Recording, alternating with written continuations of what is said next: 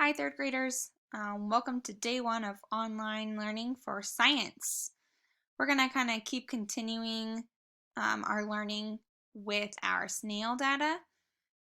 Before we left for our long break, we had just finished talking about our pocket mice, and we did our survival model, that game thing with the tokens. And one of you was a dark brown mouse, and one of you was a light tan mouse. And depending on the environment, one mouse survived better. So the mouse that survived in the darker environment was the darker mouse, and the mouse that survived better in the lighter environment was the lighter mouse. And we kind of figured out that the mouse in the darker environment, the darker mouse could survive in the darker environment because of its color. It could hide well from its predator, and same with the light mouse. If the light mouse was in the lighter environment, it could survive better because it could hide from predators. And we put the names to it. We said if a mouse has a trait, or if any organism has a trait that makes it easier for them to survive, we call that an adaptive trait. But if the mouse or any other organism has a trait that makes it less likely to survive in its environment, we call that a non-adaptive trait. So if the environment was the dark lava rocks, then the adaptive trait was the dark fur color. But the non-adaptive trait was the light fur color because it did not help them survive better. So we kind of talked about non-adaptive traits and adaptive traits. And then we actually were going to do another survival model, kind of a game thing, but we kind of need to be in person for that. So maybe we will do that when we come back. So we're kind of moving on with some more data. So I've had this on the screen, but take a look at this data about our snails and just think about what you see.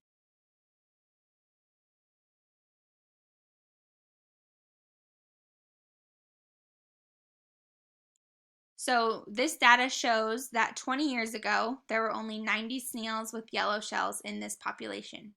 However, 10 years ago, the number of snails with yellow shells had increased from 90 to 410. Between 10 years ago and now, the number of snails with yellow shells decreased again, and now there are only 80 snails with yellow shells in the population. So we can see from the data that the snails with yellow shells are more likely to the snails with yellow shells were more likely to survive in their environment 10 years ago, and you already know that they are less likely to survive now. But why? That's our question, right? We want to know why were the yellow snails more likely to survive 10 years ago than now, or even 20 years ago. So we learned that an organism's trait can make it easier or harder for an organism to meet its needs in its environment. In a population, organisms with adaptive traits are more likely to survive in their environment, while organisms with non-adaptive traits are less likely to survive. I don't know if this is a different side. So let's focus on this new bar graph, which looks the same. So you figured out that snails with yellow shells are less likely to survive in their environment now because their traits are non-adaptive. That means it's harder for them to survive, right? And we said that the trait that the banded shells have that makes it easier to survive is that they can camouflage into the grassy environment. So if I asked you, what are the traits that make it harder for the yellow shells to survive now, it would be that they're easier to see in the environment. It's easier for the song thrush to see them in the environment, and the yellow shells are weaker than the banded shells, so the song thrush can break the shells. If the snails with yellow shells were more likely to survive 10 years ago, we could say that they had at least one adaptive trait that made it easier for them to survive. In the past, the snails with yellow shells had at least one trait that was adaptive in their environment, but those same traits are non-adaptive now. And we want to know, how can that be? So in this time, 10 years ago, the yellow snails were surviving well. They had to have at least one adaptive trait. And now they don't have that adaptive trait. So we want to know what could have changed from 20 years ago to 10 years ago to now. What's changing that is making them less likely to survive? So like I said earlier, we were going to do another survival model to figure out our question, to answer our question. But we can't do that because we are not together. So I'm kind of going to walk you through what that model would have looked like, okay? So in the model, you would have investigated a population of marmots. That's this guy down here. He's a marmot. The marmots live in the mountains on and around a very large glacier. The marmots are hunted by the golden eagle. That's this guy. When the eagles hunt the marmots, they fly over the glacier and dive down very fast towards the ground to pick up a marmot with their claws. So that's kind of like what the song thrush does, right? So when golden eagles hunt for marmots, they fly very high in the air. They need to be able to see the marmots from above and don't know exactly where they will be.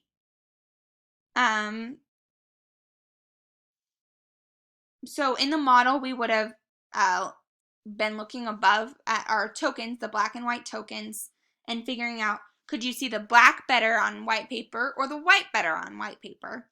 Could you see the white better on black paper or the black better on black paper? Okay, so when the golden eagles hunt, they depend on their sense of sight. As it hunts, the golden eagle looks for its prey before it dives to the ground to pick up the prey. Like golden eagles, we would have hunted the prey and tried to collect as many marmots as we could, okay? Anyway, so after we would have been done with the model, we would have come up to the conclusion that if the environment is light colored, then the darker marmots would be easier to see. But if the environment was darker colored, the lighter colored marmots would be able more easily to survive, easier to see. So something actually changed.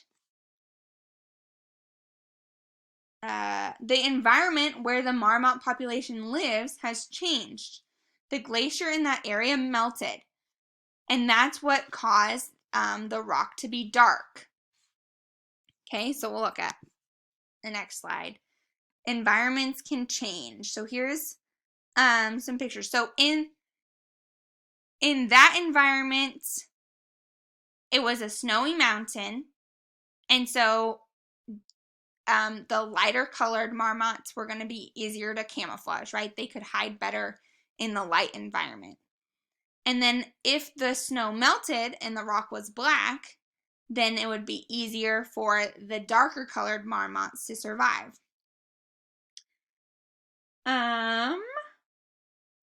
So that was one example of an environment changing. The glacier melted, creating a darker environment.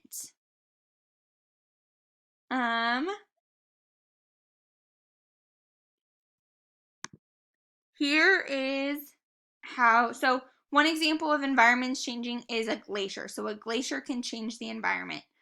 The sign in the photograph shows that the glacier in the background used to come all the way up to that location. In 1908, the glacier was bigger and covered more of the land. It is similar to the environment change for the marmots. Glaciers can melt, and that can change the environment. When the environment changes, it might change which traits are adaptive in the organisms that live in the environment. We're going to look at more examples about how environments can change. So here's another one. This is a fire. A fire can change an environment by burning things up. These trees used to be standing. It was probably an area where animals were living, right? And then the fire changed that environment to be more flat with less trees. So maybe animals were less likely to survive. Storms can change an environment, right? Do you remember in Grand Island when we had those really big windstorms? And it took down a lot of trees. It changed the environment a lot. It looks like this is a beach. A storm could change that. A hurricane could easily change an environment. Maybe a tornado. They could wipe stuff out. People can change environments. This environment looked like it could have been a forest, but then people with their machinery came and took out some of the environment. So that's another way the environment can change. Lava flows can change environments.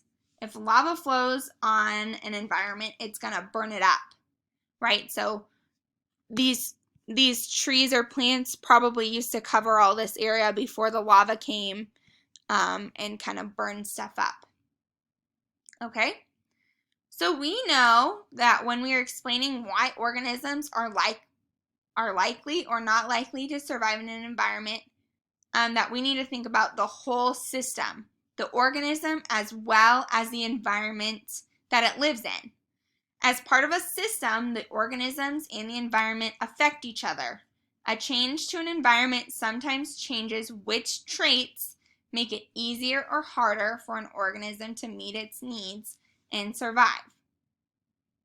Okay, so we're going to use what we've learned about environmental changes to continue investigating why the snails with yellow shells were able to survive better 10 years ago than they do today. Okay, and that's all for my video.